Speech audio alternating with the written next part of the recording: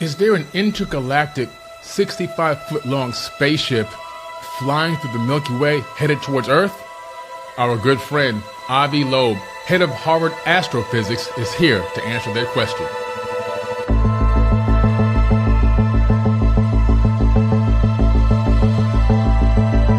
My God, it's full of stars. All right, scientists are watching a newly discovered object in space. Most of those scientists agree it is a comet. We collected a good amount of data, more than 100 observations. We know its trajectory fairly well. We know it came from outside the solar system. Right now, it's inside the orbit of Jupiter and is headed for its closest pass to the Sun at the end of October. That the supposed comet known as 31 Atlas could actually be an alien craft. A mystery interstellar object that was spotted by astronomers last week. Astronomers are trying to gather information about a comet passing Earth, first discovered on July 1st near Jupiter. But not all of those scientists. Oh no, there's a Harvard scientist who believes he has seen proof of alien life before, and he suspects this object may not actually be a comet. Loeb also says that object appears to be being, quote, intelligently directed, and if it is alien, the world should prepare. Boxes, I cannot fit in the boxes. Stop it. Quitting was never an option. Exhausted. This passion is never exhausted. And you cannot stop it. Nah, you cannot stop it.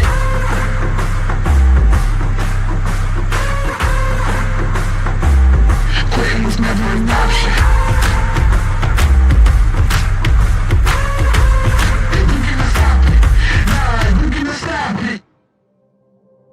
And so we have back again today, Avi Loeb. Welcome back to the podcast, Avi. Thanks for having me. It's a great pleasure. Thank you. Now, I talked to you last year, in the beginning of last year, we talked about Oumuamua. We talked about the interstellar object, and you had some great insight on that object in terms of its composition, the trajectory, the movement of this object. And now we have a brand new visitor to our solar system. It's called Atlas, or 3I Atlas. Is that correct? Yes. Yeah. And I should say I is for interstellar. 3 is because it's the third object that was spotted by telescopes to come from outside the solar system into the inner solar system. Wow. That's why. Okay, so that makes a lot of sense how they labeled it that way. Mm-hmm. And so this was discovered, I believe, around July the 1st, 2025. Right. What stands out to you about this object, its trajectory, and its composition? You know, it's sort of like, it's fun, just like seeing a new visitor to your backyard, and you wonder what that visitor is. What is the intent here? Yeah. So this object, at first, as soon as I heard about it, it was discovered at 4.5 times the Earth-Sun separation. Nevertheless, it was discovered by a 0.5 meter telescope, a very small telescope that some amateur astronomers are sometimes using. And the reason is that it's quite bright for its distance. And if it were a solid object, it had to be 20 kilometers in diameter. That's bigger than Manhattan Island, twice as large as the rock that killed the dinosaurs 66 million years ago. So I immediately realized that such a big rock, which, by the way, the Discovery team interpreted as a rock of that size, I immediately realized that, we should have seen, 100,000 Oumuamua-like objects for one 20-kilometer sized object, because Oumuamua was roughly 100 meters, much smaller. And so we haven't seen so many of Oumuamua-like objects. Therefore, it's unusual. And moreover, there is not enough material in interstellar space to bring to our vicinity a rock that is 20 kilometers in size every few years. This Atlas telescope that was serving the sky operated only, for a few years, maybe 5 years. But there is no way that you can provide the material within 20 kilometers of rock every 5 years.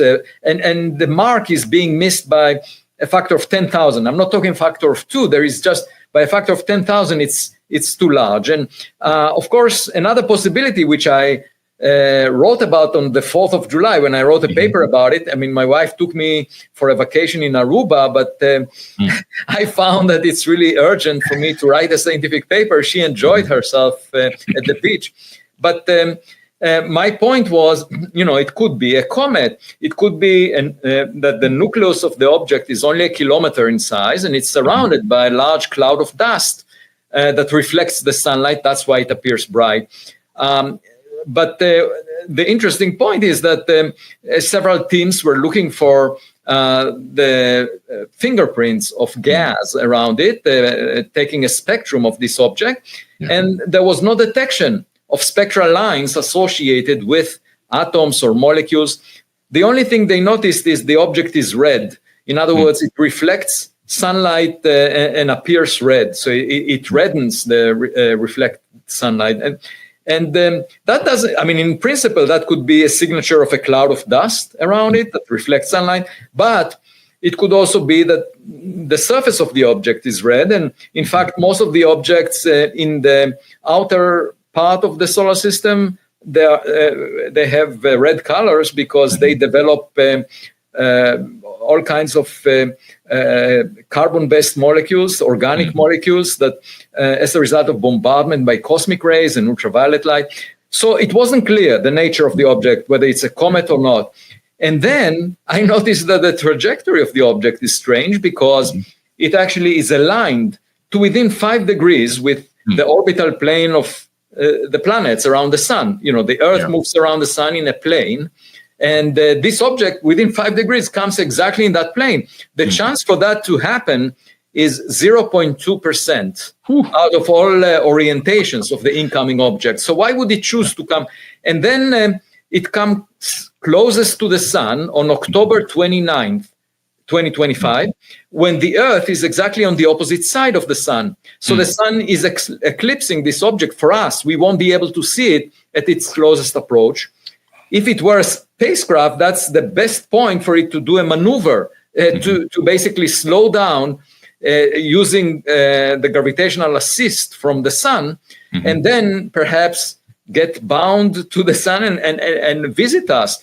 So, and in addition, this trajectory, if you just arrange for a random arrival time, only in one case out of 20,000, you get this object to pass as close as it will to Jupiter, Mars, and Venus. So the arrival time is also very fine-tuned the other thing is that it arrives towards us from the center of the Milky Way galaxy, from that direction, which is very crowded with stars. And that made it quite difficult to see it at a large distance. So we only discovered it in July 2025. By now, there is no way that we can launch a rocket that will intercept it from Earth. And also, it will move in the opposite direction relative to the motion of Earth around the sun, a retrograde orbit. And that makes it moving relative to Earth at nearly 100 kilometers per second. It's a huge speed. It's the kind of the speed limit on a highway times 1,000 or so. It's when you drive for an hour, you cross a certain distance that this object traverses in 1 second. Okay. Jeez. So at any event, we can't really intercept it from Earth. But here is the interesting point. I wrote a paper this morning, submitted it for publication. That's why I was a bit delayed to our conversation. That's acceptable. It turns out that there is a spacecraft orbiting Jupiter that was sent there in 2011. It's called Juno. Juno was the wife of Jupiter in Roman mythology. And so they called this spacecraft Juno because it went to Jupiter, the planet, to study conditions on the planet. And this mission was supposed to end in September 2025, just a couple of months from now, by sending Juno in a plunging orbit into the atmosphere of Jupiter. So that's the way it will die. And we just calculated that if instead of doing that, instead of killing Juno, the spacecraft, you just give it a nudge, you fire the engine of Juno, which was not used since 2016. Okay, so for the last 9 years, it wasn't activated. But if you can activate it and give it a boost of about 2.6 kilometers per second, a very little nudge, it could intercept 3I Atlas. That would be an amazing opportunity for us to learn more about 3I Atlas and maybe even collide with it. So now, so here comes what I did just before I'm speaking to you. I had a phone call from Representative Anna Paulina Luna that was asking me about 3I Atlas for the latest updates. And I said, look, I just realized that in principle, Juno, the spacecraft, can intercept it. And so I was drafting the details of this finding and sent her an email with all the details just before I joined you. That's why it took me a little longer.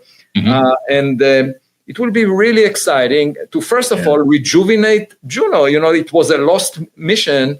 And now we have a very good reason to actually keep it alive for at least another 6 months. Because if you give this nudge to Juno with the engine in September, on September 14th, 2025, it will intercept the trajectory of 3I Atlas on March 14th, 2026. So, so it would be a remarkable way of using an existing spacecraft, because we can't launch anything from Earth that would reach or intercept 3I Atlas. And that's also a lesson for the future, because now we have the Rubin telescope in Chile that is using a 3.2 gigapixel camera. This telescope, by the way, is just next door to the Atlas telescope, 0.5 meter in size, that discovered 3I Atlas. The Rubin Observatory has an aperture of 8.3 meters, much, much bigger. And it's expecting to discover an interstellar object every few months. So we will have many more coming our way. And it's a new opportunity to try and figure out if any of them is technological in origin, because that would have huge implications for humanity. And one thing I recommend two things. One is to maybe in the long-term future have an array of spacecraft within the orbit of the Earth around the Sun, and then whenever there is a new interstellar object, to use the one that is closest to the path of that interstellar object to intercept with it or even land on it and figure out what it is. And the second thing is to establish an organization on Earth that is focused about assessing the risk from interstellar objects. I recommend establishing a risk scale similar to the Richter scale of earthquakes, where you assess how risky is an earthquake, where 0 for interstellar objects would be a comet. If you can see a beautiful cometary tail with a plume of gas and dust, then you give it a 0 chance of it being technological. But if you do see that it maneuvers, that it has propulsion, for example, or artificial lights or any other signature of technology, then it might get a 10 on that scale. And what this organization needs to do is, have, first of all, comet experts that can tell us about whether it's a comet or not, and then policymakers that would decide how to respond if there is a threat or a visitor. You never know what the intent is, and even if it looks friendly, it might be a Trojan horse. You never know. Right. And then, of course, there should be also psychologists that will advise how to deliver the message to the public, because you don't want panic. People would realize the government cannot protect them against a threat from the sky. So all of this needs to be attended to, in my opinion. Yeah, it's a lot. It's incredible. Has this object shown any change in speed or course correction? Well, it's too early. If it's the fundamental question is whether it's a comet like a previous interstellar object that was called Borisov, the previous one. If it's a comet, and it looks like it's made of the same materials as Borisov, the previous comet was, it's probably natural. And in that case, it will also do some course corrections because of the rocket effect. The evaporation of the object will give it a push, just like a rocket. But we, in fact, your question is excellent because I would like actually to analyze the data we have on its position versus time. The thing is, it was discovered just less than a month ago, and we don't have a lot of data, but we can start to see whether it deviates from a trajectory that is dictated just by gravity. Right. Is Galileo involved in some of the observations and tracking of this? No, so currently within the Galileo project, we are assembling two new observatories, one in Pennsylvania and the other one in Nevada. And the one scenario that these observatories can give us useful information on is if whether, for example, 3I Atlas, if it's not a comet, whether it was a mothership that released some probes that may arrive at Earth. So the Galileo observatories are monitoring objects within the Earth's atmosphere. And if we see new activity that was not there before of outliers, objects that we cannot understand, that would be a very interesting coincidence. This 3I Atlas will come closest to the sun on October 29th. And I got a text message from a fan that read my writings, and he said that he's trading options against the volatility of the stock market with an expiration date of the 29th of October, hoping to make some money out of this. Smart move, stock options. Well, it's a smart move, but the question is whether money will mean anything if we have a visit, Right. That's true. What's interesting, this could be an artificial object that has been on this trajectory for quite some time, maybe collecting data through multiple galaxies, even who knows. But if we go to intercept with Juno, and this thing then makes some type of a course correction or shows some type of a anomalous activity, I wonder if they're going to let us know what happened, if it's going to really get back to the general public. Don't worry. I mean, science is very different than what you're familiar with in government, in the sense that in government, a lot of the data is classified because of implications for national security.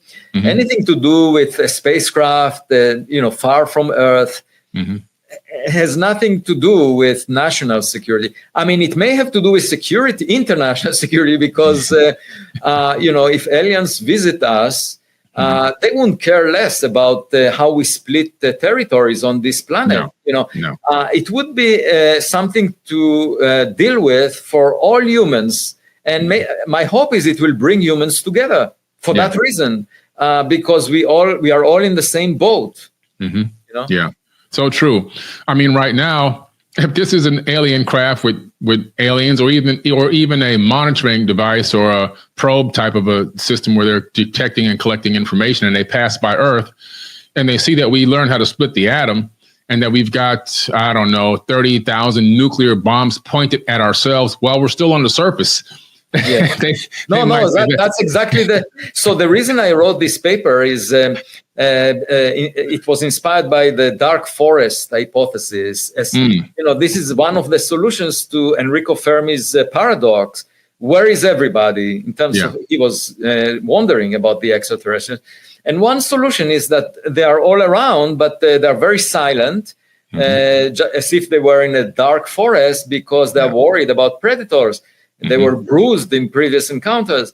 And so they are looking around, and, we carelessly just transmit broadcast radio signals and all kinds of other signals. And once they realize that we are developing technologically and it could pose a threat to them, they might visit us. If you consider 3I Atlas at its speed of about 60 kilometers per second into the solar system, it would have taken it about 8,000 years to arrive from the outskirts of the Oort cloud. That's at 100,000 times the Earth-Sun separation. So from the boundary of the solar system to arrive to Earth would take it 8,000 years.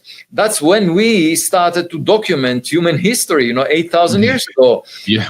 However, if someone is parked only 1,000 times the Earth-Sun separation, then it takes 80 years to do that. So, it's not necessarily a long journey if they are nearby and they just monitored what we are doing, because we just keep transmitting. We are not very careful, and we don't know what is out there. And of course, my colleagues argue, it's an extraordinary claim to imagine an intelligent species out there. Let's not discuss it at all. And, the mainstream of astronomy is willing to invest more than $10 billion in the search for microbes on exoplanets. And I say, well, why not hedge our bets and also search for intelligent civilizations? And one way to do that is to examine what comes into the near Earth, into the inner solar system, because, it would take us millions or billions of years to reach the stars. But if there is something entering into our backyard, we better examine it. It already spent the time of travel. And, at the very least, we learn about rocks that were made near other stars. We can check if they have the building blocks of life as we know it. But in a different case, we might encounter a technological device that is far more advanced than what we possess. And I was just speaking on the radio in Sydney, Australia, a few hours ago, and the reporter was asking me if he can join me if I ever, embark on a journey to an interstellar object that appears to be technological. And I said, "You're most welcome, as long as I will be the one to press the button when we land on it. I would like to see what it's capable of doing." It's just so incredible because this object appears to have come from outside of our galaxy, correct? Outside of the solar system, not the Milky Way. I mean, it probably came from another star within the Milky Way galaxy, which includes 100 billion stars. If you just want to remember this number, there were about 100 billion humans that ever lived on Earth. And every human has a star in the Milky Way galaxy, 100 billion stars. It's a coincidence that the numbers are the same. And then if you ask, where is everybody in terms of the humans, most of them are dead. We just have 8 billion alive right now. And the same may be true for alien civilizations. Most of them are dead. Yeah, that's true. It's so incredible how these objects can maneuver through that amount of stars, moons, planets. And then it's got to come through our Oort cloud, and it's got to move through the inner Oort cloud area. No, don't worry about that, because space is very empty. Just to give you a sense, there is gas in between stars. It's called the interstellar medium. And the density of that gas is 24 orders of magnitude lower than the density of solids. So it's about 21 orders, 10 to the power 21, lower density than air. So it's extremely rarefied. You have one atom per cubic, per roughly 10 centimeters cubed or so. In the universe at large, the mean density of matter is about one atom per cubic meter. You go over a cubic meter and you find one atom. So that's really a very rarefied state. That's the situation. So there is very little chance of if a spacecraft moves at the kind of speeds that Voyager or 3i Atlas are moving, it could survive the journey without much concern, and it can easily move through the solar system without encountering anything because it's mostly empty. Yeah. Wow. Amazing. If this was to be an alien craft or a probe, and it would have to transmit information and data back to wherever its origin was, could it be possibly using quantum entanglement to transmit the information? Because sending it by radio wave seems kind of primitive if they were interstellar. Right. I mean, my guess is, that if they're visiting us and we haven't developed technologies that allow us to visit other stars at the moment. They are much more advanced than we are, or at least they are much older than we are as a technological civilization. And therefore, we are just at the infancy of our science and technology. We just had 100 years since quantum mechanics was discovered. Just 100 years. If they had 1,000, 1 million, or 1 billion years, who knows what they know that we don't know? And therefore, I would be hesitant to imagine that they're using the primitive technologies that we are using. We used radio communication starting 100 years ago. Now we are not using it as much. And I think 1,000 years from now, we will laugh at the kind of communication devices that we were using. So I would not assume anything. The way I approach this, it's like a blind date where you don't, instead of dating someone who at least shares your DNA, here on Earth, as a typical blind date that we have, it's a blind date with someone from another star, and all bets are off. So the way to approach it is just to listen rather than speak. The way, that's my advice also for blind dates on Earth. First figure out who you're meeting with. That's much more valuable than leaving an impression on the other side, because you never know what the intent of the other side is. So I think, for me, the way I do the science is I first look for things that are familiar. If this object is a comet, then it's probably natural, unless it's masquerading as a comet, trying to look as it. But if it looks natural, then there is not much to worry about. Then if it doesn't look like a comet, doesn't look like a rock, then I want to figure out what it looks like. I don't assume that it's something in the spirit of science fiction movies, or because these are limited by the imagination of the producers of those movies. And Arthur C. Clarke, by the way, has this book, Rendezvous with Rama, that you're probably familiar with. And there is a cylinder, roughly 20 kilometers in width and 50 kilometers in length, that is visiting the inner solar system. These dimensions are not very different than the size of 3I Atlas that we are inferring. Yeah. See, Arthur C. Clarke was on to something, because that book described this object, and also long before we sent a mission to go take a picture of Mars from space, he had the face on Mars in one of his books as well. I have a copy of it here in my library. No, he's definitely a visionary, very wise person. And of course, we need the science to actually identify specific cases that match whatever he imagined. And now the implications for humanity would be huge. If we realize that we are not the smartest in the block, and that would, first of all, I hope it will bring us together, as we discussed before, but also we might learn from them and get to a better place. Because right now, if you look at world politics, it's pretty much obsessed with conflicts and zero-sum games. And, it's very narrow-minded, because there is much more real estate out there in interstellar space. And we just... we are not thinking about it. I mean, another thing that is often a common mistake is we talk about existential risks from artificial intelligence, from global climate change, from an asteroid impact, but nobody talks about the possibility of an alien tech being a threat. Now that we are starting to discover a lot of interstellar objects, especially with the Rubin Observatory in the coming decade, we should allow for that possibility and keep collecting data on all of those interlopers that show up. Yeah, absolutely, for sure. I agree with you 1,000%. This is the Sagittarius dwarf galaxy that is being absorbed currently by the Milky Way galaxy.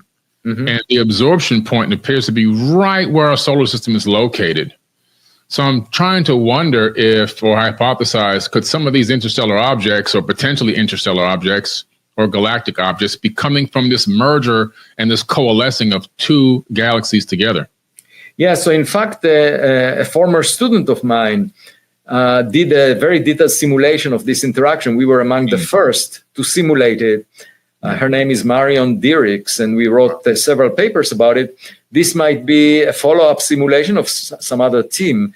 And I'm very familiar with this Sagittarius dwarf galaxy. And indeed, it had an impact on the Milky Way that we can see. There is a trail of stars. And also it could have triggered the formation of the sun, for example.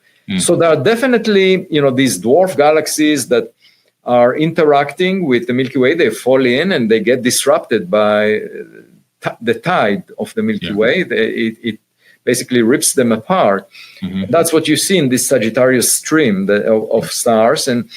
But these are natural processes that take place over billions of years. The Milky Way was made out of a lot of mergers of galaxies similar to this one. And so it happened many times. The Milky Way started from a small amount of material, and then more and more mass was added to it through these mergers. The implications for life, of course, is something that was never explored. So cosmologists, people who study the universe, they assume a lifeless universe. They just consider all the forces, all the constituents, as if there was no life, and in particular, no intelligent life. Astrobiologists, the brand of astrophysics that deals with the possibility that life exists in other stars, around other stars, they are focused on microbes. Frankly, I find microbes boring. I mean, although I think it's very important to search for them, but we should hedge our bets. That's my point, that we should search for both primitive forms of life, like microbes, but at the same time, intelligence could actually show much clearer signatures that are easier to detect. So we should also search for that. Yeah, I agree with you totally, because, I think that the next big announcement that they'll make in terms of they being potentially NASA or JPL is that they found microbes on Mars. That might be the next big announcement. Well, there was an announcement. There was an announcement like that from Viking. And Viking, actually, that's right. President Clinton went with a public statement about it, and then it was retracted by NASA.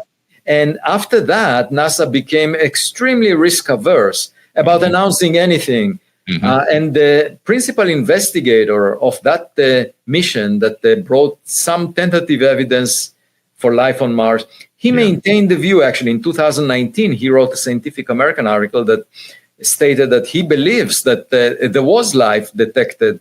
And of course, one could have repeated his experiments, because since then we visited Mars multiple times. But NASA was so reluctant to make any statements, so they didn't put the right experiments. I mean, what I would have done is, drop a droplet of water into the sand on Mars and see if anything is breathing there, if there is any microorganisms. Microbial life there that makes, that's easy to check. So the kind of simple experiments for life were really not promoted by NASA after that announcement by President Clinton. And I think this risk-averse approach is delaying progress. It's, in my view, microbes are everywhere, wherever there are suitable conditions for them. And definitely Mars had liquids on its surface. It had oceans, rivers, lakes of water, just like the Earth. And in fact, it cooled before the Earth because it was a smaller body. So it's possible that life started on Mars before it started on Earth. In fact, it may have been delivered to Earth on rocks that came from Mars. And in that case, we are all Martians. And when Elon Musk wants to go to Mars, it's like dreaming of going back to your childhood home, in some sense, if microbes started life on Earth. I agree. From Mars, And I know that the human circadian rhythm is more attuned to Mars, rotation on its axis for a 23.5-hour day versus Earth's day. So it's pretty crazy that we're tuned to a better circadian rhythm to Mars. I didn't realize that. It's Mars is our twin planet that lost its atmosphere. As a result, it became a desert. No liquid water on the surface. There is some ice, by the way, I would not go there. It's not easy to live there. You have to go underground because you're not protected by an atmosphere from cosmic rays, for example. And also the temperature changes by hundreds of degrees between day and night. It's not a very comfortable place. I wouldn't take a vacation there. I would actually prefer, if I had to die, I would prefer to die by being on a spacecraft that collides with a technological interstellar object. This would be an amazing view at the last day of my life. Yeah. I agree with you, man. That would be amazing. Avi Loeb, you've been an amazing guest again. A wealth of knowledge, wealth of inspiration, and please make this Juno mission happen. We need to see what this thing is made out of. Okay, you are the first to know about it because I haven't spoken to anyone. This thing happened just this morning. So wow, amazing. Thank you for that intel. All right, sir. We'll catch you next time. Thank you. All right. Watch this video at www.4bk.tv or download the app on your smartphone, Fire Stick app, Samsung TV, Roku, and other app providers.